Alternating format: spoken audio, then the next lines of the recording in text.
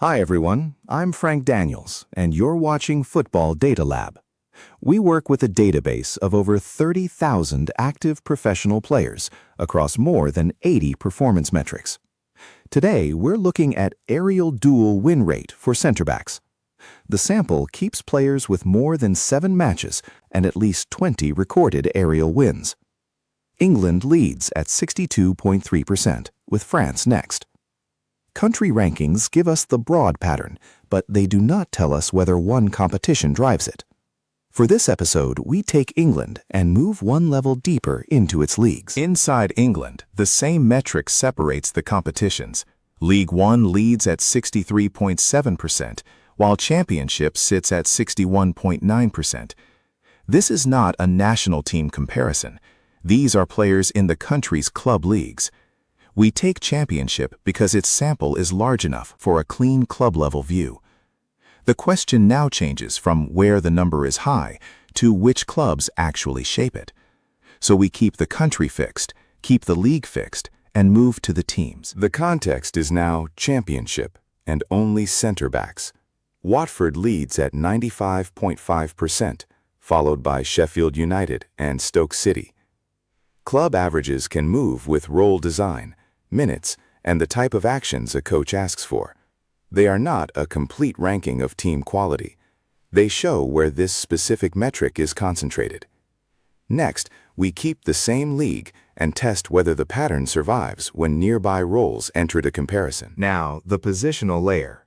One of the focus roles, center back, leads this comparison at 61.9%. Defensive midfielder and left back provide the next reference points. The gap may come from role instructions rather than raw individual quality, where a player receives the ball, which actions are encouraged, and how much risk the team accepts. That keeps the comparison narrow and meaningful.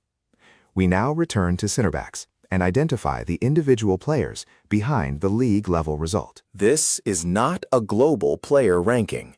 It is only Championship center backs. Mfuni leads at 95.5%, with McNally and Harrington next. Every player passed the same matches and action volume filters. The gap at the top also shows whether the league average comes from one outlier or a wider group. The metric answers one focused question. It does not decide who is the best footballer overall. For the final layer, we keep the league and role unchanged, then split the sample by height. The final cut is height. The 195+ centimeter group leads at 63.4%, while 185 to 194 centimeters follows at 61.5%. Those groups are a useful final check on how broad the pattern really is. Height is not a verdict on ability. It can reflect role assignment, set-piece responsibility, and the type of duels a player is asked to take. This last split is a clue, not proof of causality, but it shows where the league average is being formed.